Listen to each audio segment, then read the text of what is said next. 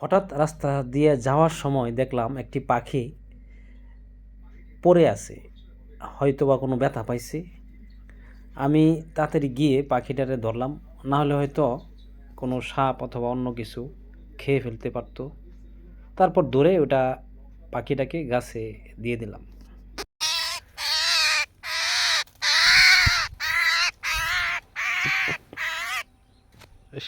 ঠিক কামড় দিচ্ছে আমার, দেখো কামড়টা, এই এত জোরে কামড় দেয় বেটা।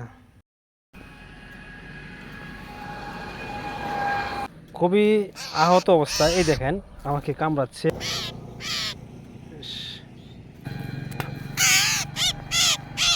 ছেড়ে দেই, গাছে দিয়ে দিই গাছে। এই যে এবার এখানে আছে, খুব ভালো।